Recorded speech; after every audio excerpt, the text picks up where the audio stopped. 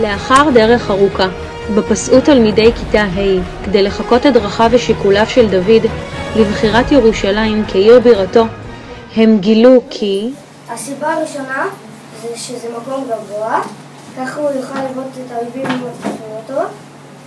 והסיבה השנייה זה שזה קרוב לשתי מקורות מים, מעיין הגיחון ומעיין עין רגד. הסיבה השלישית זה שהוא רצה לאחד בין בנימין לבין ממלכת יהודה, שבנימין יצא שאול, המלך שאול, ומיהודה יצא המלך דוד, וככה שישכן שלום הוא בחר במקום להפריד ביניהם. הסיבה הרביעית, הוא רצה לאחד בין ממלכת ישראל לממלכה השנייה.